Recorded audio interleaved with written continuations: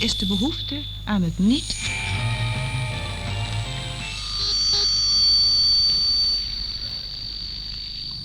To be or not to be? That is the question. Whether 'tis nobler in the mind to suffer the slings and arrows of outrageous tolerances, or to throw some pots into a sea of resistors, and with a little tweaking to turn it into a fuzz box.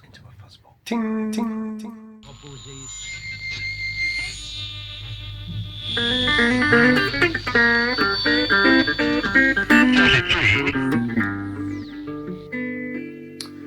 Hi there folks, my name's Martin Harvey, aka Crazy Jack. Yeah, that's on, that's off. And you'll probably know me, some of you will know me from my previous blockbuster video, The Fish Face, a deep dive, in which I explored the insides, the innards, the guts of my Fish Face fuzz pedal. Now this is a fuzz face circuit using silicon NPN transistors to make it a little simpler, on a little circuit in there, and in a tuna fish tin. These have been incredibly popular, selling these like hotcakes at the moment. They, as standard, they come in brine or sunflower oil flavour. There's one I'm working on at the moment. It's got the holes drilled, ready to drill out and insert the circuit and so on. So I won't go into all of these because this is about the DubFace. No, but if you're interested in getting a neat little fuzz pedal in a tuna tin, go and have a look at my eBay store, because there's well, I'm making those endlessly basically, but I'm also doing one or two special editions. So if you fancy a collector's item, I'm doing the Fish Face special Christmas 2025 edition. There we go, with a little stenciled fish on it. And if you look at this video, you'll see me actually putting together one of these. That's gone out to the customer now, and he messaged me on eBay yesterday and said he's over the moon with it, really loves it. It's a unique piece of art stroke fuzz face. Says it sounds as good as it looks.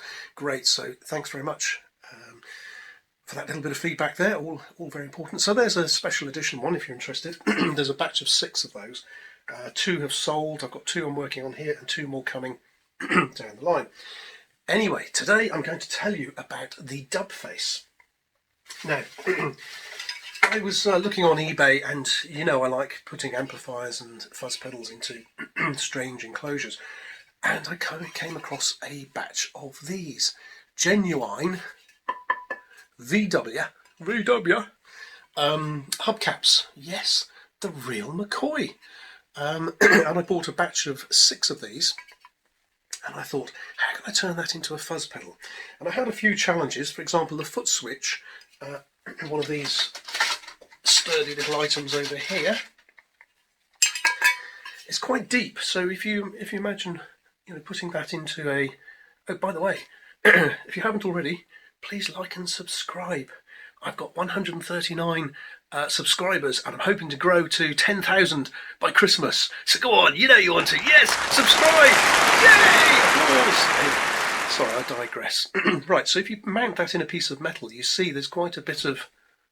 How do we make things focus, eh? Is the camera looking for a hand? Anyway, you see there's quite a bit of gubbins that goes on underneath the surface. So in fact, the only point you can mount one of these is actually right here. I could put a big sort of deep cake tin base or something like that, but I didn't want to go into that. I wanted to try to keep it simple, and I like this like low flat profile. But in fact, the foot switch sits quite nicely there, and just with a little bit of dremeling out of the base, that's accommodated okay. The pots can go on top. Excuse me. Still recovering from a little bit of a cold. But the sockets, as you can see, were too big to mount on the side.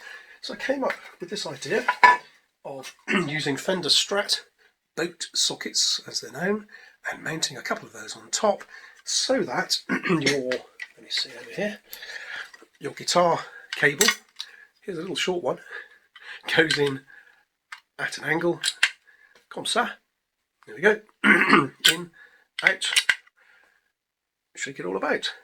Right. Now, so in this little video, I'm going to take... From laptop. Thank you very much. There's Alexa going on. Is that me? How come I'm on there? Oh, that really confused me. It decided to just randomly play.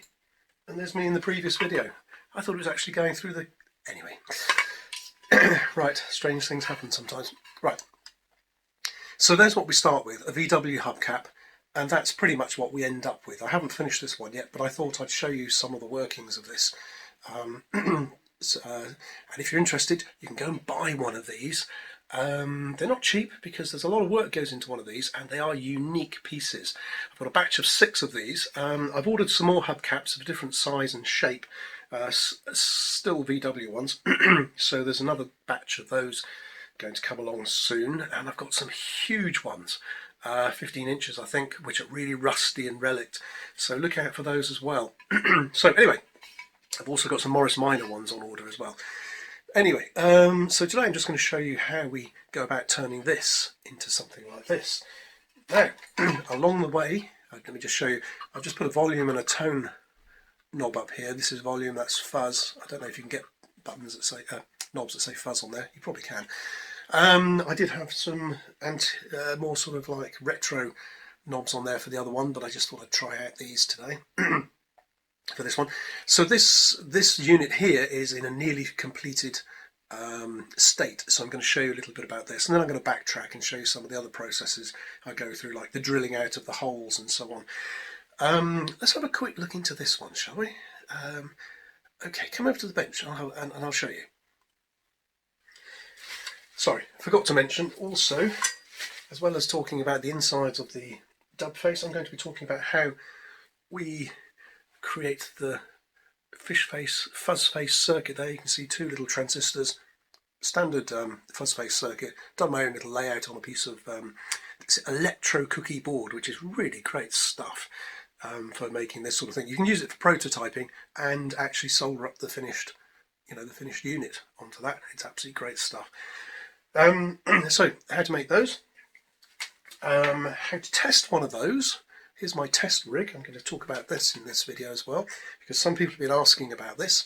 This is basically a fuzz pedal, as you can see, volume and fuzz pots, in, out, 9-volt adapter, star ground here.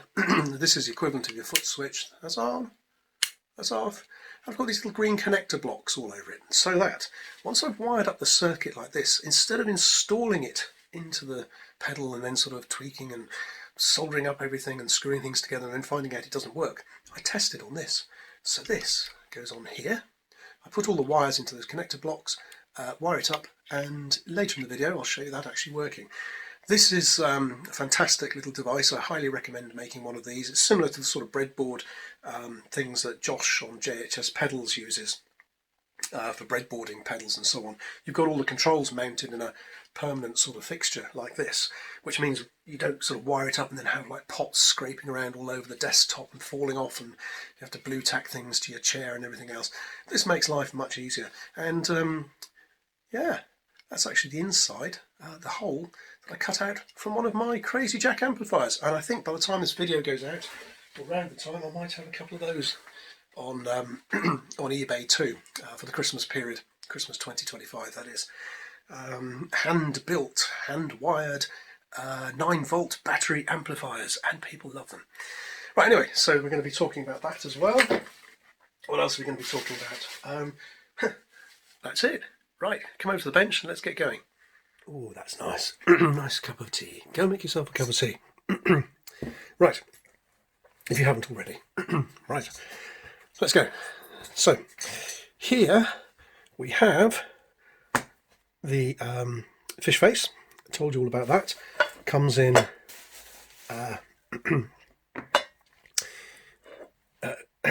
brine, sunflower, and we've also got a spring water one, which is sort of greeny colour. Okay, they're available on eBay, plus some special edition ones, which are coming along as well. And they're sort of a bit Christmassy. Make a fantastic Christmas gift for the guitarist in your life. Okay, but enough about those, because today is all about the DubFace. which looks a bit like this. Here you go. There's a close-up for you. Sorry about the fingerprints and stuff. With this, with this sort of high chrome finish, it does show up the, the fingerprints a bit. But there you go. There's a DubFace. Now, I haven't got any finished ones to hand because they've all been sold. They're selling like hotcakes. I've sold 3 of these already. I've got 3 more. This is number 4.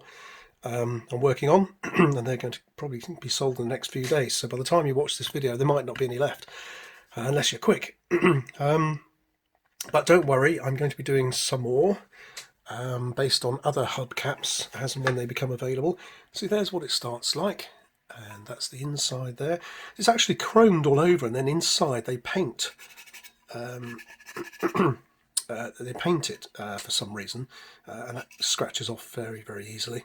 Anyway, let's talk about the DubFace a little bit. What I do then is I make a plywood. I haven't come up with a better way of doing this for the moment, so basically I put a plywood base on it with a hole for the battery compartment, so you don't have to take the back off to get inside. As mentioned in one of my previous videos, you don't have to take the back off to get inside. Just open up the battery compartment, change your battery and so on.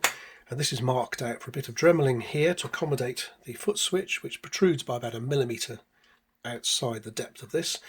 The battery box and so on, and that's screwed on.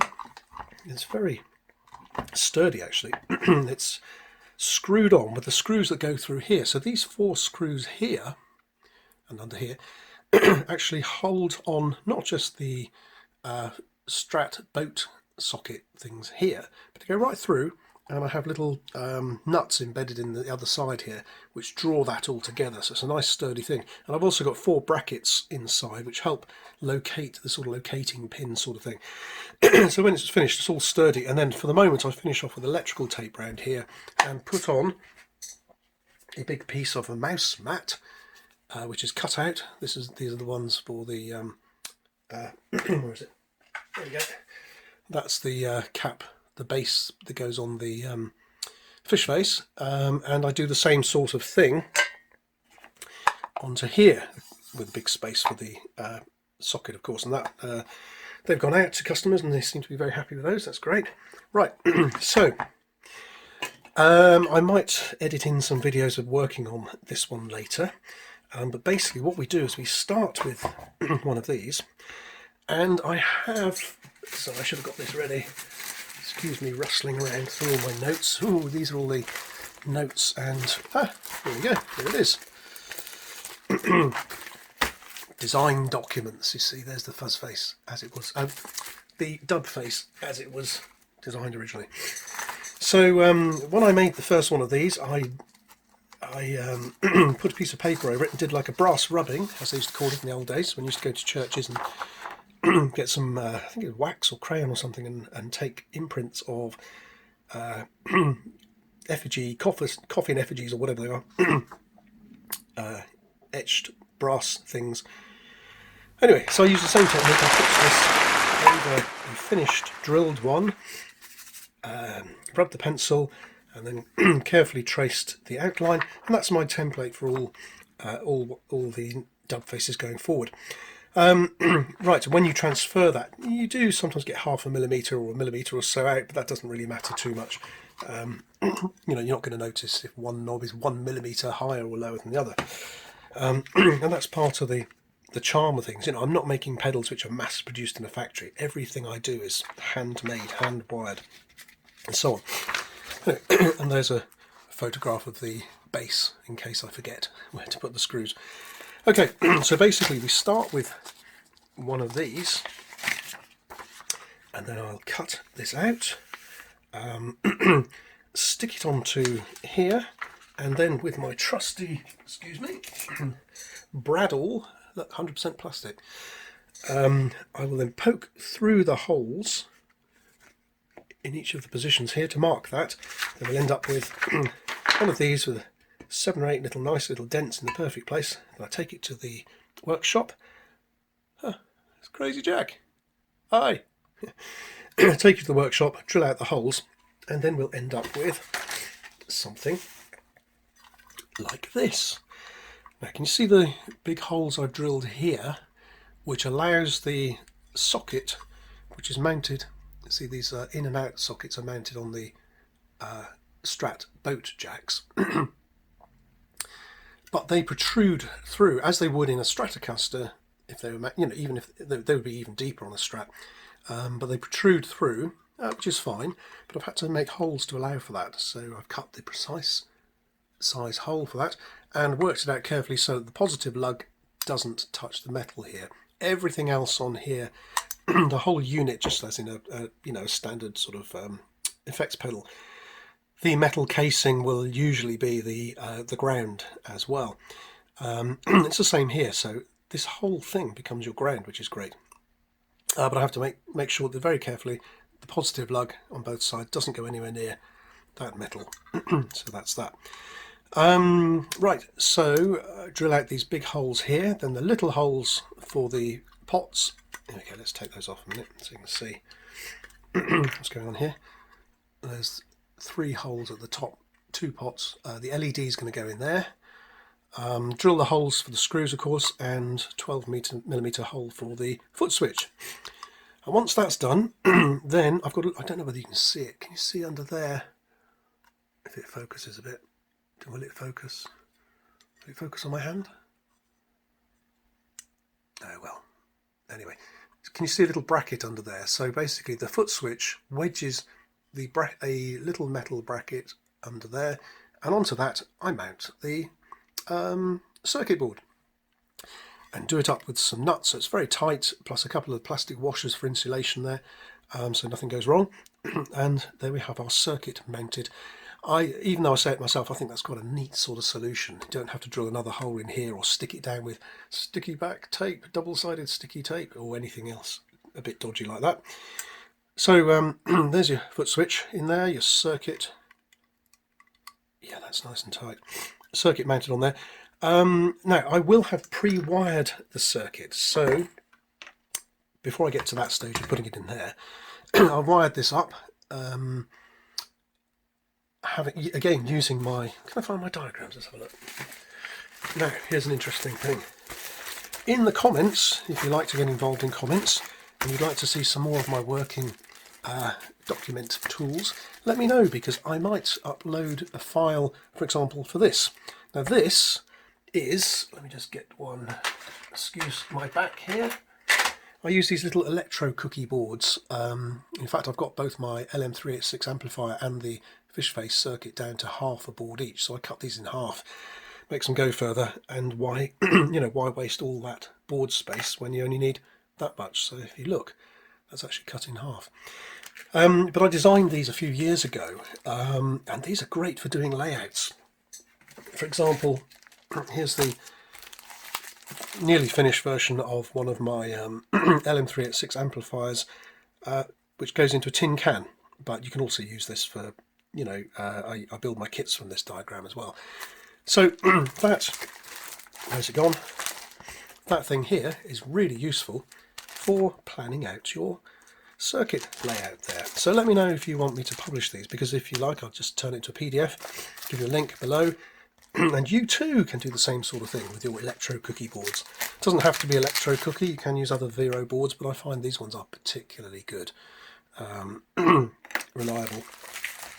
And by the way, it's much better than the old brown Vero board, because the old brown Vero board, on there the tracks, the copper tracks, can lift off quite easily if you just slightly overheat them, and then you have to repair them and make some mess and so on. These are pretty resilient. They can take a lot of heat. And I've even sort of unsoldered stuff and reused these boards when I've sort of run out and I've been desperate to get something finished. So there you go, that's that electro cookie thing. There's my diagrams. There's how we do layouts and stuff, and so on. Right, so I'll use one of those diagrams and a set of instructions, which looks like this, you see, to make sure I go through piece by piece to make sure everything is 100% correct and I don't have to waste time debugging stuff. And after about 40 minutes or so, I'll end up with something like this. Now, you can see the two little transistors there, Q1, Q2, 4 resistors, little network there. Volume pot, fuzz pot go on here. There's the ground to the board, signal out, signal in, power, and these two go to the LED. So once I've got that, I get to the point where instead of wiring it into the finished enclosure and putting all the pots on and everything like that and then finding out, oh, it doesn't work, what I do is I use this. Now, as promised, today I'm going to actually show you how this works. So excuse me rustling around while I put things away, just like to try to keep tidy as we go. Right, so here's a screwdriver. That's just a piece of green frog tape so that when I'm looking around my desk I think, where's my screwdriver? Ah, there it is. Right, excuse me a minute, I'm going to get a drink of water because my throat's getting a bit dry. Okay, that's better. Right, so let's see this in action, shall we? Right, so as I said, volume and fuzz, which I've labelled there, just so that I don't forget, because when you're working with something and you keep turning it that way, then that way, then that way, it's quite easy to forget which side is which. So I've labelled them there. The pots are soldered onto these little connector blocks permanently and sunk into the board a bit just for convenience. And I've got all my ground wires wired up, and I've put a screw through the base here and they're all down. So that's basically a star ground. All the grounds from the in and out sockets, the 9-volt power adapter and the pots, plus the one from the board, go to the same point here. So there we go. And each of these connectors means all you have to do is connect these wires up. Now, I'm not going to wire in the LED for the minute. That's sort of a trivial thing that can be left till later. So I'm just going to wire in, just going to connect in, rather. And some of these connectors are better than others. I had to discard some of these small ones the other day because they kept giving loose connections and then they broke off at the bottom and oh, they're a nightmare. These are better quality, and in the end I went with bigger ones for here, even though they're pretty oversized for the wires. At least they're sturdy and reliable, and I cut them into the board and mounted them nicely. So then the last thing you want to do is spend 2 hours working out what's wrong with your circuit when it's the actual test rig to full. Anyway, so it's worth spending time getting that right. So here we go. That's the fuzz pot wired in. So the two wires that go to the fuzz pot on your diagram, basically, if I haven't mentioned in previous videos, I'm using the the Dallas Arbiter fuzz face circuit. I think it was no, not electro cookie. I can't remember. I'll put a credit in the. Hey, please like and subscribe. I'll put a credit in the links down below to the schematic for this, but basically it's quite standard fuzz face schematic. Okay, so the fuzz wires come out here. The volume pot is on this side. These two wires over here go into here. And what this means is I can wire up a circuit, test it, and put it aside until I have a day where I think, oh, I'll go up to the shed and do some drilling today and drill out the tins. So I'll make up like several circuits at once, or of an evening I'll be watching a video and sort of listening to music and soldering away. You know, so you always get something done. I work every hour from the minute I get up till the minute I go to sleep on these things, so rarely have a day off. Such is life. Okay, so we've got our pots, volume and fuzz wired up. We've got our power in. We've got our board ground here, linked into the common star ground system there. There's our signal in, so it comes in through this socket here, along this yellow wire. I use colour coding.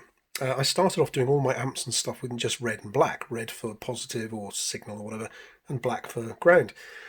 And later I realised that I needed to separate out the power from the signal, and for one reason or another I ended up using yellow just by chance. Josh from JHS Pedals has the same sort of convention, so that's quite useful actually if you want to sort of compare his work and mine, although we'll feel, you know, light years apart. That's just something to take note of. Colour coding is very, very useful. I notice Joe from Hello Sailor Effects, very popular YouTube channel. I'll put the link down below. Go and watch his channel. It's great stuff. He doesn't use color coding. He decides all my wires are going to be pink or blue or something. So and that's great. And yes, it's not rocket science to trace from here to here, but I find it saves time and makes things much easier to color code. But then I'm a very sort of visual sort of person anyway. I color code everything I do, from diagrams to coding when I used to code in the old days. Okay, right. So here's my yellow signal going in here, and this connector block, all the connector blocks do is connect that yellow wire there to this yellow wire here. So the signal comes in through the socket here, goes to the switch, it either bypasses, that's bypass, that's effect, it either bypasses and goes straight out the other side to here, true bypass, or turn the switch on, it goes into the board. So it connects through this connection box, down this wire here, and into the gubbins. Right.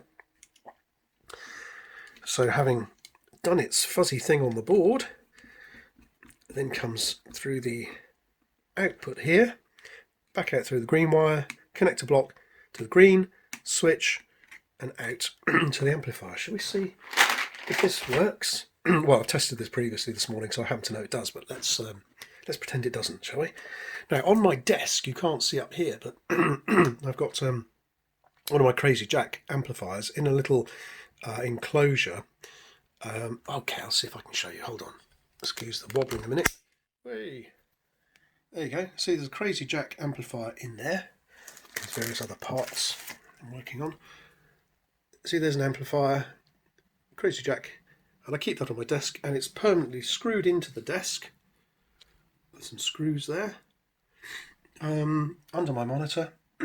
So, and there's a wire that goes from whatever I'm working to on the desk, and a wire there goes down through a hole in the desk to speakers, which are situated under my desk. Right, are we back in the same place? That's not bad. Not bad at all. There we go. Right, sorry about that, but hopefully that was of use. So I've got an amplifier up here, which means I don't have to sort of grope around under the desk for, finding an amp. And that's permanently there. So all I do is take this wire from that amp, plug it into output. Now, I apologise, it's going to be very noisy because I've got all sorts of lights and I've got a multi-socket under my desk with about 20 things going into it, my computer and everything. So when I turn on the amp, you can hear a lot of buzzing. There you go, see, told you. And I've got 3 speaker sets and a switch under my desk. So that's the little speaker, that's the medium-sized speaker, and that's the big Celestion 10-inch speaker there. So it means I've got a choice of speakers to try this through. Now, like I said, excuse the buzzing. There's a lot of electrical stuff, when you turn that off, my amps are absolutely 100% silent.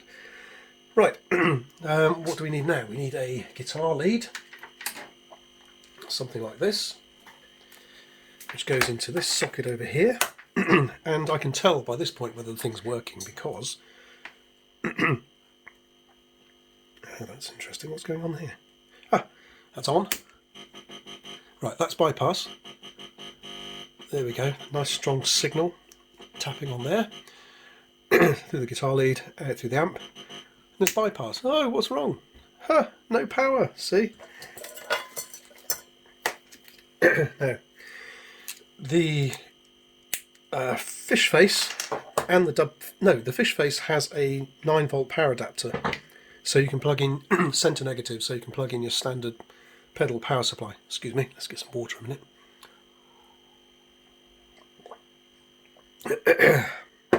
Sorry, we all had a cold here, we're all still recovering from it. So you can plug in your standard 9-volt power supply, center negative. The DubFace is going to have an internal battery, just like the old fish face.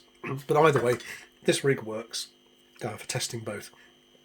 But if I turn on the power and the fuzz, now I've got a good signal either way. Let's turn the fuzz right up.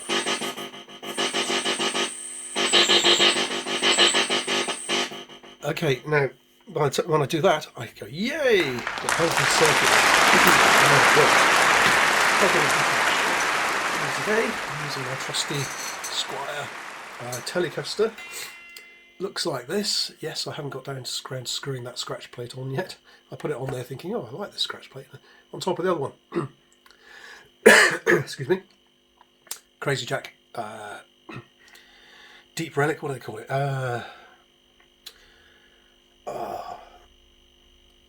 What's the word for not extreme relic, it'll come back to me in a minute. Anyway, it's a Relic bridge, and I've sold dozens of these. People love them, they're great. Crazy Jack hand wound pickup there. I might get into that again. And a really nice, slightly chunky custom neck. I don't like them too skinny. Anyway, let's plug it in and have a little whiz. Oh.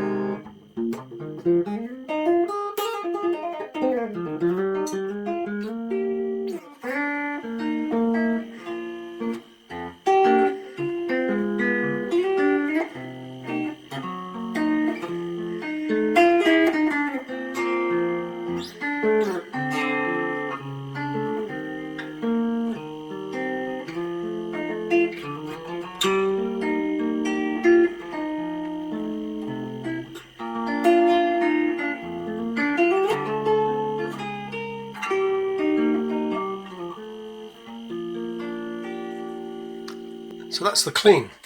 Let's have a little bit of distortion, shall we?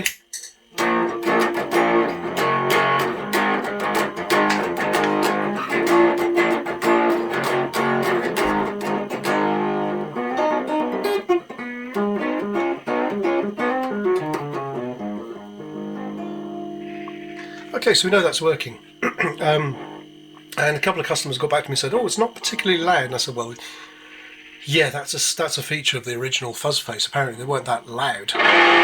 But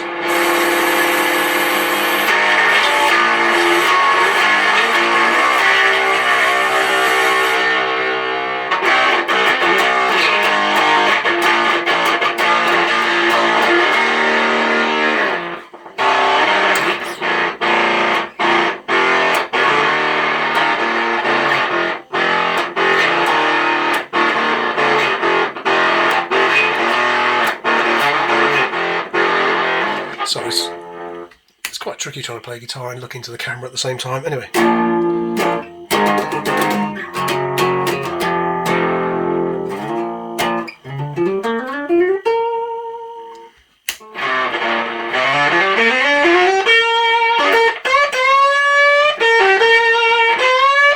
Okay, I won't annoy the neighbours too much, but as you can see, that one's working. I'm happy with that. Right. Turn off the buzzing. There we go, that's better, isn't it? Okay, so there's our test rig actually working. It's great stuff, isn't it? I'll tell you, it takes a few hours to design one of these and build them and so on, but every time I do it, it saves me so much work down the line.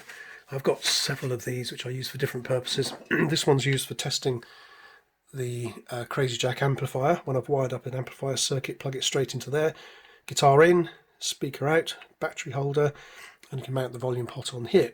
So that's a nice little useful one. I've got one similar up here which I've used to develop my Fuzzface and so on. I can do some breadboarding over here, and that links into the circuit. Again, this is into the controls. This is something that Josh from JHS Pedals is always promoting in conjunction with Copper Sound. Copper Sound make big things like this with a big breadboard in the middle. And they're about, I think, about 70 or 80 quid. Well, for one this size, I think it's about 40 quid. But you can make your own on a piece of plywood. In fact, if you make your own, you can go on and make them as complicated or as simple as you want.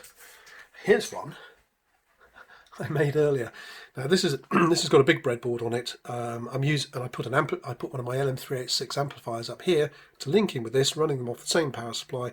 And I can do breadboarding on here. I can even link in other circuits as well. So there's like a monster version with a foot switch. You can plug in there to a foot switch on the floor. Really nice. Anyway, those are some of the Crazy Jack tools that we use on a day-to-day basis. Okay, so back to this thing. Having tested my circuit, I can then say, right, that one definitely works. I heard some fuzz there, I'm sure. and then unscrew it like this.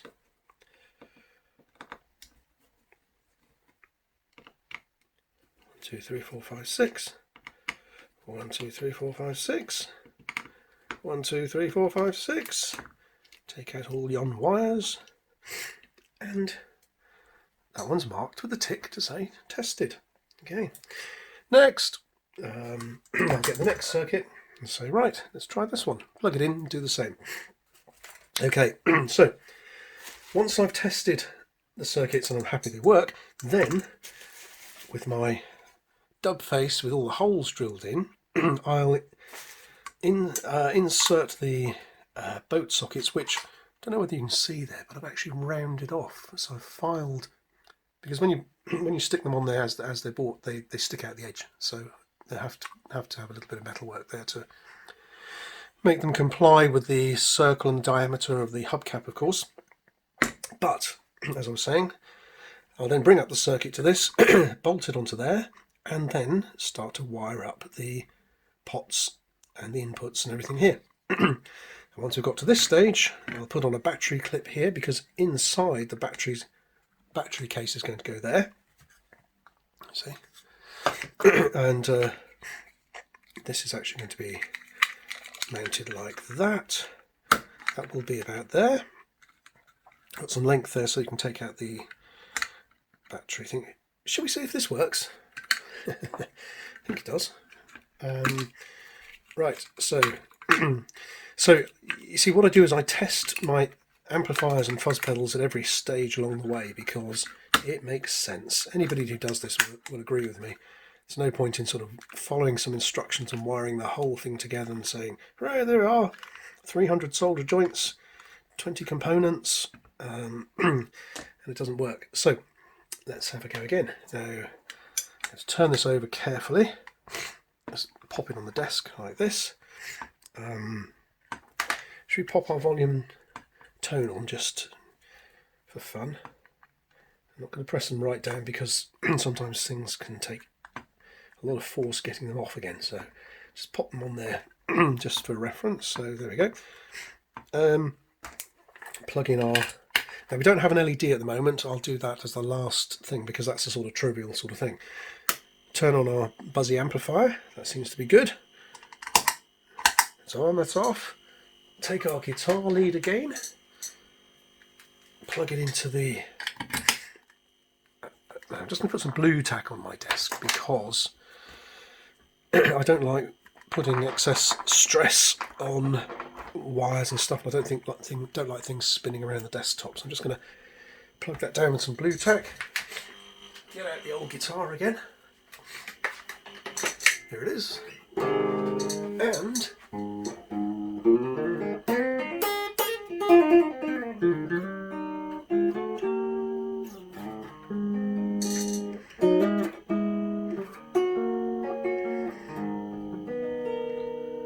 so that's true bypass.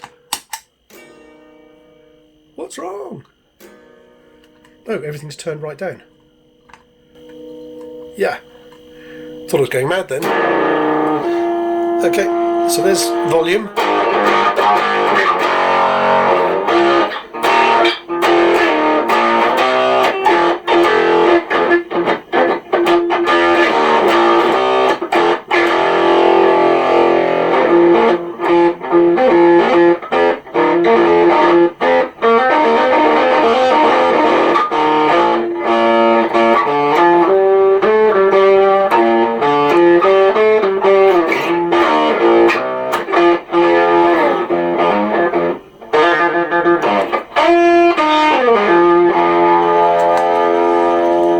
Turn the fuzz down a bit, shall we?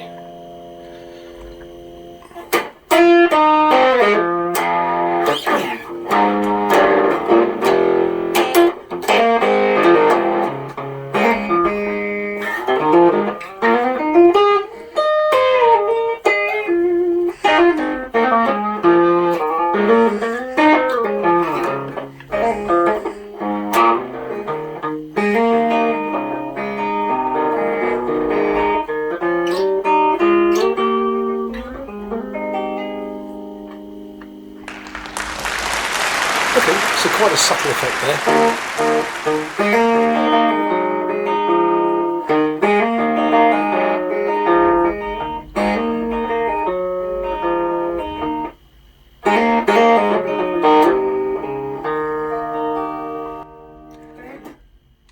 Sorry if you can pick up some background noise. Got a lot of rumbling going on outside. Anyway, going to pause it there for a second. Okay, so sorry about that. I'm not sure if this will come out in the video, but in the background there's a very low frequency rumbling going on. And for some reason, the older I get, the more my ears pick this sort of thing up. It's a well-known phenomenon with the elderly. I read. Apparently, yeah, I am susceptible to low frequency noises, so I can hear it as soon as it starts. Not sure if the recording will pick this up, but I've got a neighbour who lives just a few yards away, who's got a 1970s Lamborghini supercar stashed in his garage. So he's got like a typical old, you know, senior person's car for running around, going to town, picking up the milk and so on. And then once or twice a week he'll fire up this supercar and it makes a racket. Absolute racket. He'll fire it up for about 10 minutes to warm up the engine, and then every other time, if it's a nice day, he'll take it out for a spin and he's gone for an hour, then comes back, polishes it off, puts it back in the garage. But it makes a right racket. Being a supercar, God knows why he's got it, but I suppose people like that sort of thing. But what was I going to say about that? I can't remember what I was going to say about that. Anyway, so fortunately it doesn't last too long, but if you can hear the rumbling, that's what it is. Okay, so, right, so I think that's probably a good cue to sort of wrap this up a bit. Have I got anything else to talk about the DubFace? Okay, I'll edit in some work now on drilling this sort of thing out and maybe making up the base for it and putting it together. But as you can see, there we go, that's the DubFace. I think in the final bit of the video, I'm just going to show you drilling out this. Oops, let's turn off that buzzy amp, that doesn't help. Sorry, I'm confused, because all I can hear is the deep rumbling in the background. It drives me nuts. Anyway, mind you, having said that, I suppose he has to listen to my guitar playing from time to time, which is why I try to keep it down a bit. Anyway, so in the last part of this video, I'm just going to be showing drilling out this, fitting this to this, putting the final knobs on and sending it out the door. Right, eBay, if you want one of these. As I said, I've sold 3, this is number 4, and I've got 2 more blanks like this of this batch coming through. I've also just bought some nice 15-inch ones, so I'm going to do something special for those, and I've got a few Morris Minor ones in the pipeline as well.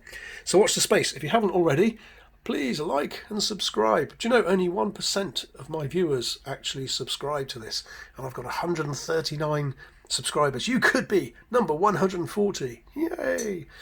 I'm aiming to get 10,000 by the end of the year. I live in hope. Okay, so there we go. That's the DubFace. I hope you enjoyed this. Watch the finishing sequence, and I might give you a little bit of Telecaster Man at the end as well. Okay, have a happy day. Thank you very, very much for watching. I'm Martin Harvey. Over and out.